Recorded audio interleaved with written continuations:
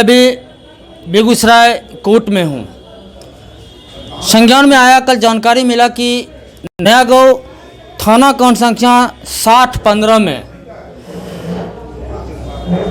अनुमंडल न्यायिक दंडाधिकारी बेगूसराय के द्वारा एक आरोपित को बरी किया गया और उसे उस केस में क्लीन चिट दिया गया।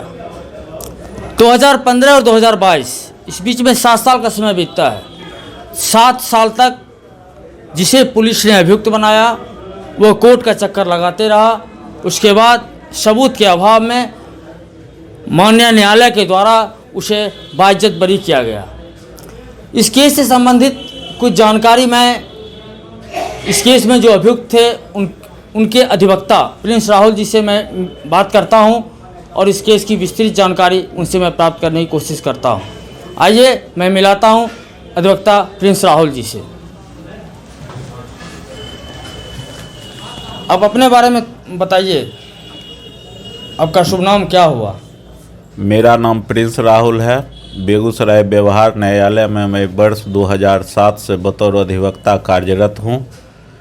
जिस केस की चर्चा अभी आपने कुछ देर पहले की है वह केस नया गांव थाना कांड संख्या 60-15 जिसमें कामेश्वर सिंह शिक्षक को अभियुक्त बनाया गया था। इसकी सूचिका सुदामा देवी तत्कालीन प्रधानाध्यापिका थी। घटना यह थी कि वर्ष 2015 के दुर्गा पूजा के छुट्टी के उपरांत विद्यालय खुलने पर विद्यालय से कंप्यूटर और अन्य सामान गायब पाया गया और तत्कालीन प्रधानाध्यापिका ने अज्ञात चोरों के विरुद्ध प्राथमिकी दर्ज कराया था। लेकिन अनुसंधानकर्ता ने इसमें त्रुटिपूर्ण अनुसंधान करते हुए शिक्षक कामेश्वर सिंह के विरुद्ध 409, 379 एवं अन्य भारतीय दंड विधान की धाराओं में चार्जशीट जमा कर दिया और उन्हें जेल भी जानी पड़ी। उसके बाद न्यायालय द्वारा संज्ञान लेने के उपरांत इसका ट्रायल हुआ और ट्रायल में कुल मिलाकर के 7 गवाहों ने की गवाही हुई। But surprisingly enough the investigating officer did not take trouble to appear before the learned court और अंततः उन्हें दोषमुक्त घोषित किया गया, दोषमुक्त करार किया गया। और अब वे हम लोगों से जो है, चूँकि उनके साथ जो प्रताड़ना की गई, चूँकि एफआईआर में कहीं नाम नहीं था, किसी गवाह ने उनके अगेंस्ट में कुछ बोला नहीं था और उसके बाद भी उनको जेल जाना पड़ा, ट्रायल फेस करना पड़ा अनुसंधानकर्ता की गलती की वजह से। तो इसलिए अब वो डिफेमेशन मानहानि का केस करने के लिए हम लोग से लीगल राय ले रहे हैं। जजमेंट का जब कॉपी हम लोगों को प्राप्त होगा उसके बाद हम लोग उनको उचित सलाह देंगे। सर देखिए, आपके पास आए दिन सैकड़ों फाइल आती रहती है। क्या आपको नहीं लगता कि पुलिस की इन्वेस्टिगेशन से कुछ ऐसे आदमी भी अभियुक्त बन जाते हैं और उन्हें भी कोर्ट का चक्कर लगाना पड़ता है जो सरासर निर्दोष होते हैं? क्रिमिनल केस में अनुसंधान एक बहुत ही महत्वपूर्ण कड़ी है। यदि किसी केस में अनुसंधान सही तरीके से नहीं किया जाता है तो उसका लाभ दोषी को हमेशा मिलता है और निर्दोष आदमी भी बहुत सारे उसमें फंसाए जाते हैं। और हमने अपने वकालत पेशा के दौरान ऐसे 50 केस देखे हैं जिसमें पुलिस के त्रुटिपूर्ण अनुसंधान के कारण केस को गलत दिशा दिया गया।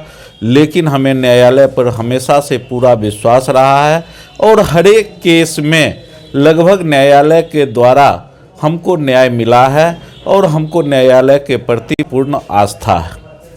प्रतिष्ठित टीचर थे, उन्हें इस तरह से घसीटा गया, इसका जिम्मेवार सबसे पहले तो मैं समझता हूं कि पुलिस है, क्योंकि जब नेम्ड अभियुक्त तो नहीं थे।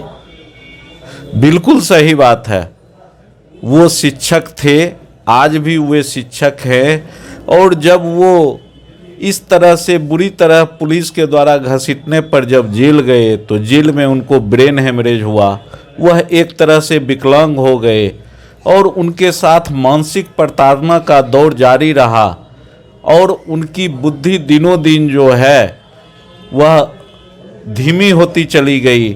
और जिसका लेकिन कल जब मैंने उनके चेहरे पर खुशी देखी तो हमें बहुत अपने आप में संतुष्टि हुई कि नहीं, 1 महीने निर्दोष आदमी को जेल जाने से या निर्दोष आदमी को केस में अभियुक्त सिर्फ बना दिए जाने से त्रुटिपूर्ण अनुसंधान के कारण उनको हम न्याय दिलवाने में सफल हो पाए। इस मेहनत के लिए और समर्पण के लिए मैं कामेश्वर प्रसाद सिंह के तरफ से और जितने भी हमारे बेगूसराय वासी हैं जिन्हें कानून पे पूर्ण भरोसा है, उनके तरफ से मैं आपको तहे दिल से धन्यवाद देता हूं और आशा करता हूं कि इंसाफ दिलाने के लिए आप आगे भी इसी तरह तत्पर रहेंगे। बहुत बहुत धन्यवाद आपका कि आप हमारे यहाँ आए और हमसे इस विषय पर चर्चा किया।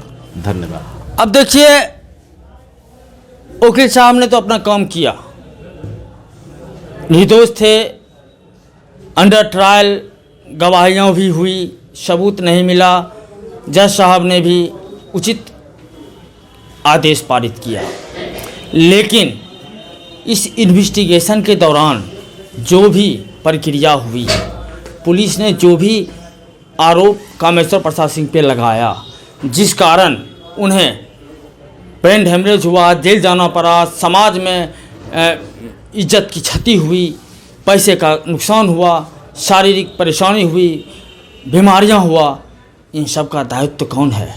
नीतीश बाबू, आप कहते हैं जनता राज है, आप कहते हैं सुशासन सरकार है, लेकिन क्या आपकी पुलिस इसी तरह की इन्वेस्टिगेशन करके निर्दोष को फंसाते रहेगी? कब तक?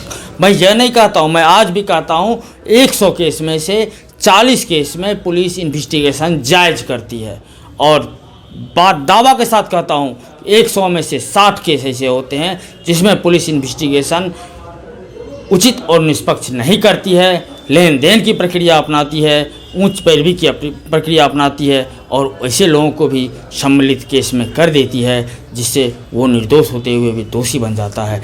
ऐसी परिस्थिति में एक आम इंसान, एक न्याय प्रिय इंसान अपराधी बनने पे मजबूर हो जाता है। इसको बदलने की बहुत सख्त ज़रूरत है इस शासन सरकार की। मेरे निवेदन है कि इस प्रक्रिया को बदलें और कम से कम इन्वेस्टिगेशन के तौर तरीके में सुधार लाएं। धन्यवाद। मैं दिवाकर कुमार, कैमरामैन अरशद के साथ। जय हिंद, जय भारत।